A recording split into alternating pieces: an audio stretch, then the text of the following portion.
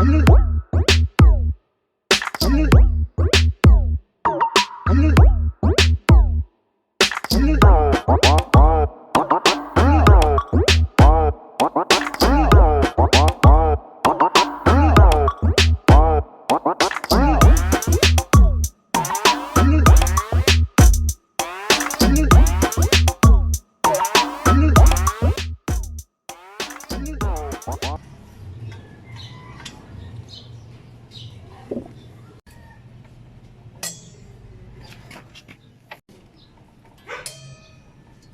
yeah.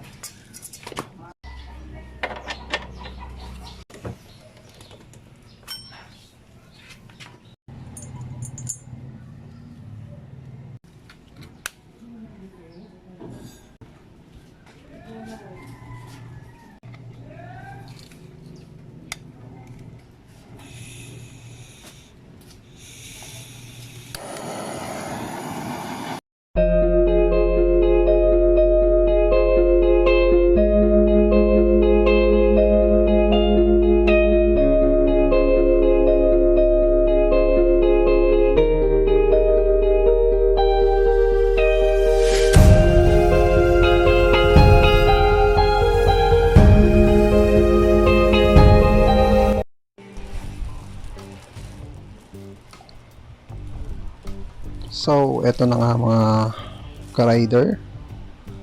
Dumating na yung order natin.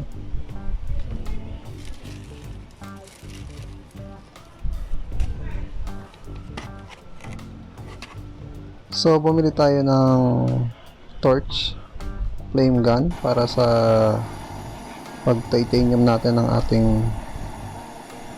sa ating big elbow.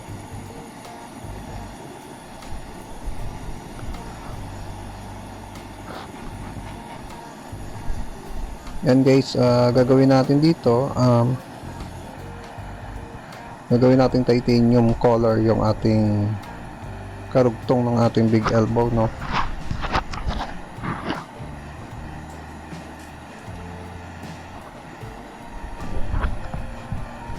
Kailangan natin medyo i-dark ng konti yung ating tugtungan ng ating canister dito papunta sa big elbow.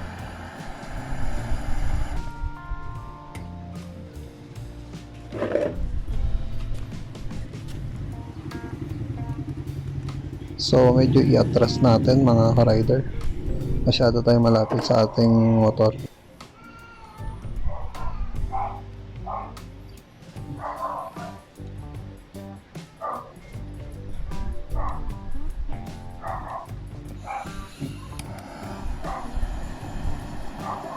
Ito mga base sa mga napanood ko mga ka-rider, ginaya ko lang, no? Tinry ko kung effective. So bumili ako ng ating torch gun na flame, and then bumili tayo ng butane. So cost niya ng ating butane is 49 pesos, and then 78 pesos dun sa ating torch flame gun. So kung papansin niyo guys mga ka-rider, yung kulay niya nag-faded na, no? Nagiging titanium look na siya. Ayan, pihitin natin sa kabila naman tayo.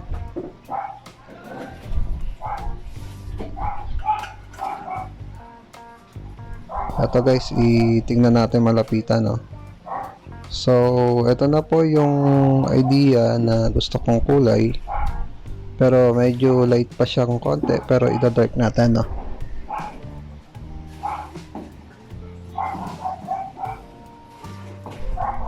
Dark pa natin to mga ka-rider para mag titanium look siya.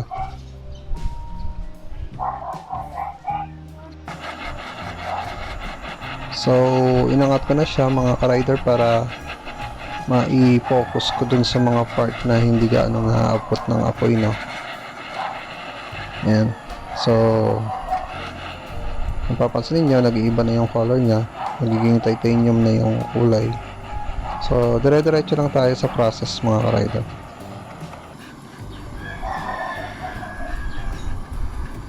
So finish na tayo doon sa ating dugtungan ng ating canister and elbow. So sinama ko na rin tong ating ano po, spring. Gagawin natin tong medyo rainbow type na color, no, sa ating canister, sa ating big elbow. Yan guys, kung mapapansin nyo, nagpe-fade na yung kulay nya.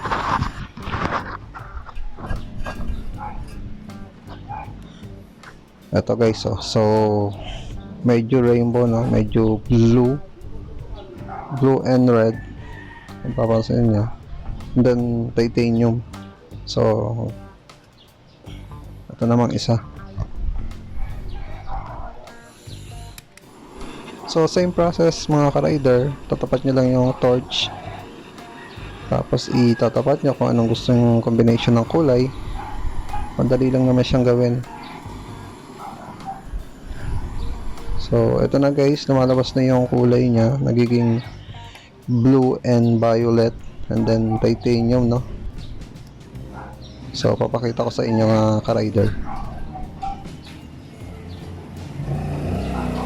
Yan yung ideal color na combination. Para siyang 3 colors ang lumabas. Blue and violet and titanium color. So mga ka-rider, ito na yung ating ginawa. Ito kasi yung look dati, no, ng ating canister. Kasi yung nabili ko 2 pieces lang ng titanium elbow, kaya yung dugtungan ng canister in between ano po ay di pa siya magkatulad. Dito sa video makikita nyo nag dark na po yung kulay, no. Ayan, medyo rainbow po yung ating spring. At the same time, ng ating dugtungan ng ating elbow and canister, titanium look na lumabas. Ito naman yung guys, yung before ko siyang kinulayan, before ko siyang nireheat. Yan. So mapapansin nyo, light colors yung ating dugtungan, ganun din ang ating spring. So plain lang siya, hindi siya rainbow type. Ito yan, ganun din sa ilalim, dito rin sa bandang dulo. So kukulayan natin to, no? Ito yung kinulayan natin kanina. So yun lang guys, at hope ay nakapagbigay kaalaman sa inyo. Kung may nagustuhan ko sa video, huwag niyo pong kalimutan ng isang suporta. Please subscribe. At kung nagustuhan niyo naman po, please share at i-like po yung video or comment kayo down below. Yun lang guys, ito ay karugtong ng aking part 1, no? So ito na yung part 2 ng aking big elbow canister titanium. So dati kasi naghanap ako ng ganong kulay, so DIY lang ang ginawa ko. Thanks.